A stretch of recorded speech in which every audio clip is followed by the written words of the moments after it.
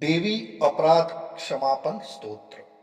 હે માં, હું નથી મંત્ર જાણતો, નથી યંત્ર જાણતો. અરે, મને તો સ્તુતિનું પણ જ્ઞાન નથી. મને આહવાન અને ધ્યાન કેવી રીતે કરવું એ પણ હું જાણતો નથી. સ્તોત્ર અને કથાની પણ જાણકારી નથી. નથી તો હું તમારી મુદ્રાઓ જાણતો, અને નથી તો મને વ્યાકુળ થઈ વિલાપ કરતા પણ આવડતું. પણ હા, એક વાત ચોક્કસ જાણું છું કે કેવળ તમારું અનુસરણ, તમારી પાછળ ચાલવાનું, તમારું સ્મરણ કરવું, જે બધા ક્લેશોને, સમસ્ત દુઃખો અને વિપત્તિઓને હરી લેનારું છે. સૌનો ઉદ્ધાર કરનારા હે કલ્યાણમયી માતા, હું પૂજાની વિધિ જાણતો નથી. મારી પાસે ધનનો પણ અભાવ છે.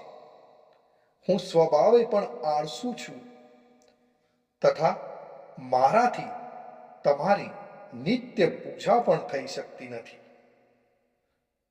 આ બધા જ કારણોથી તમારા ચરણોની સેવા કરવામાં જે ત્રુટિ રહેવા પામી છે તેને ક્ષમા કરજો.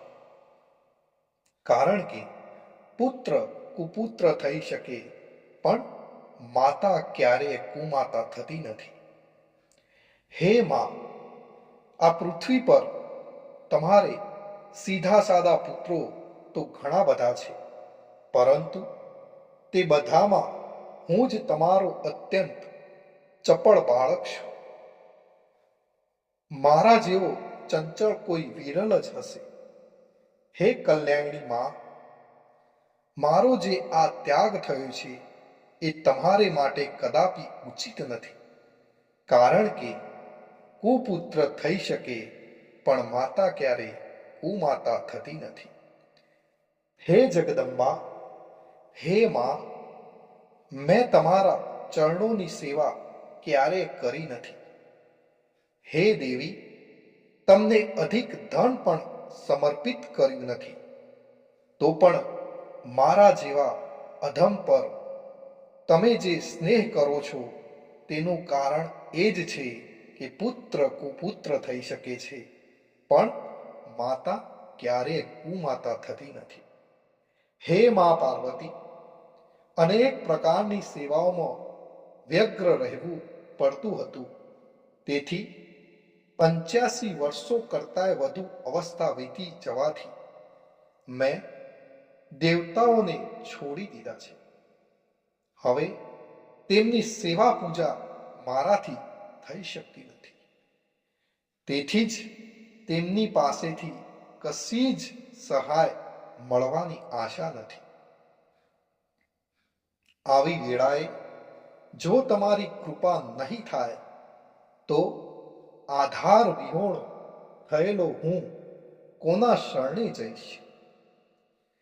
હે માતા અર્પણા, તમારા મંત્રનો એક અક્ષર પણ જો કાને પડી જાય તો તેનું ફળ એવું મળે છે કે મૂર્ખ ચાંડલ પણ મધુપાક જેવી મધુર વાણી ઉચ્ચારનારો ઉત્તમ વક્તા થઈ જાય છે. રંક મનુષ્ય પણ કરોડો સુવર્ણ મુદ્રાઓથી સંપન્ન થઈને દીર્ઘ કાળ સુધી નિર્ભયપણે વિહરતો રહે છે. જો મંત્રના એક અક્ષરના શ્રવણનું આવું જ ફળ છે, તો જે લોકો વિધિપૂર્વક જપ કરવામાં રત રહે છે તેમને જપથી મળનારું ઉત્તમ ફળ તો કેવું હોઈ શકે? અને કયો મનુષ્ય જાણી શકે? હે ભવાની, જેઓ પોતાના અંગોમાં ચિતાની રાખ ભભૂતિનો લેફ કરે છે, વિષ જ જેમનો આહાર છે, જેઓ દિગંબર ધારણ કરનારા છે, જેઓ મસ્તક પર જટા અને ગળામાં હાર રૂપે નાગરાજ વાસુકીને ધારણ કરે છે, તથા જેમના હાથમાં કપાલ શોભતું રહે છે તેવા ભૂતોના સ્વામી પશુપતિ પણ એકમાત્ર જગદીશ નીચ પદવી ધારણ કરે છે. આનું શું કારણ? આટલું મહત્વ તેમને કેમ મળ્યું? એ કેવળ માળા, એ કેવળ તમારા પાણી ગ્રહણની પરિપાટીનું જ ફળ છે.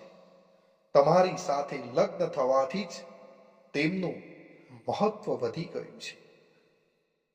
મુખ પર ચંદ્રમાની શોભા ધારણ કરનારા હે માતા, મને મોક્ષની આકાંક્ષા નથી અને નથી તો સંસારના વૈભવની પણ અભિલાષા અને નથી કોઈ પ્રાપ્તિની અપેક્ષા કે નથી તો સુખની ઈચ્છા. પણ તેથી મારી તો તમને એ જ યાચના છે કે મારું જીવતર મૂળાની રૂડાની શિવ શિવ ભવાની એ જ રીતે જાપ કરતા કરતા વીતે. હે મા શ્યામા, અનેક વિધિ પૂજા સામગ્રીઓથી વિધિપૂર્વક તમારી આરાધના મારાથી ક્યારેય થઈ શકી નથી. હંમેશા કઠોળ ભાવનું ચિંતન કરતી મારી વાણી એ કયો અપરાધ નથી કર્યો અને તેમ છતાં તમે સ્વયં મુજ અનાથ પર પ્રયત્નપૂર્વક જે કંઈ કૃપા દ્રષ્ટિ રાખો છો તે હે માં તમને જ ઉચિત છો. તમારા જેવી દયામણી માતા જ મારા જેવા કુપુત્રને આશ્રય આપી શકે. હે મા દુર્ગા, હે કરુણા સિંધુ મહેશ્વરી, હું વિપત્તિઓમાં ફસાયેલો આજે તમારું જે સ્મરણ કરું છું તેને મારી લુચ્ચાઈ માનશો નહીં, કારણ કે ભૂખ તરસથી પીડાતું બાળક માતાને જ યાદ કરે છે. હે જગદંબા, મારા પર તમારી જે સંપૂર્ણ કૃપા છે તેમાં આશ્ચર્યની સી વાત. પુત્ર અપરાધ પર અપરાધ કરે જતો હોય તો પણ માતા તેની તદ્દન ઉપેક્ષા કરતી નથી. હે મહાદેવી, મારા જેવું કોઈ પાપી નથી અને તમારા જેવું કોઈ પાપોને હરનારું નથી. એવું જાણીને તમને જે યોગ્ય લાગે તે કરજો. શ્રી શંકરાચાર્ય વિરચિત દેવી અપરાધ ક્ષમાપમ સ્તોત્ર સમાપ્ત કરીએ છીએ.